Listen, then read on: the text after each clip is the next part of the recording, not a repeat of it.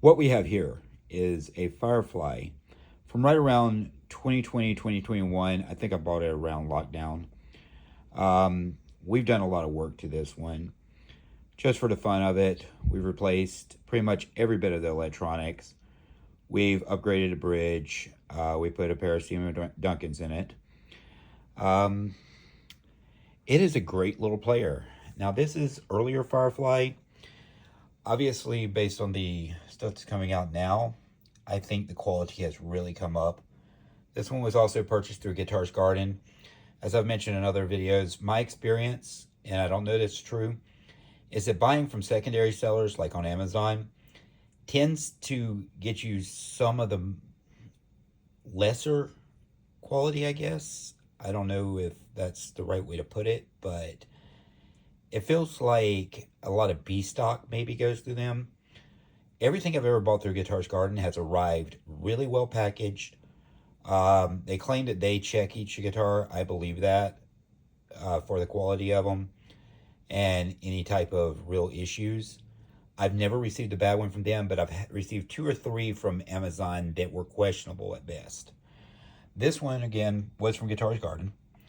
And it's nice looking. You know, I love the Blueberry Burst finish that they offered at that time. That was really what brought me to this guitar. It's got a good weight to it. I would say, you know, maybe 8 or 9 pounds, somewhere in that neighborhood. Now, if you just saw this guitar, you'd say, yeah, that's a pretty good Les Paul copy. And it is. It really is. Like I said, it plays nice. It feels nice, especially after the upgrades.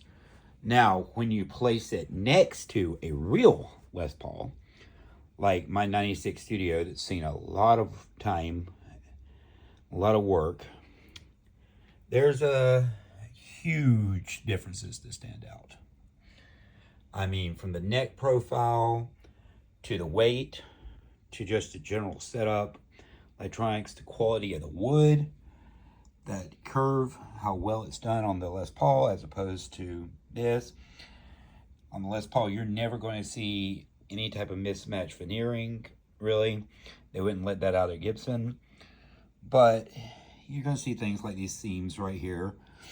Makes me question if it's all solid wood, but you know, there's a major price difference too between this 96 Studio when I bought it and this when I bought it, because I think back then this was $179.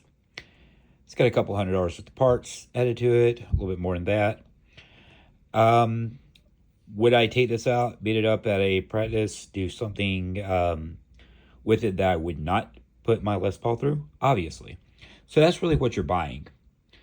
So if you're looking for something that looks good, feels good, and with just a little bit of modification, you can make it into a real player, Firefly. Especially, you know, some of the better stuff that they're putting out lately. Again, this one's an older one, but it's still been a great little guitar.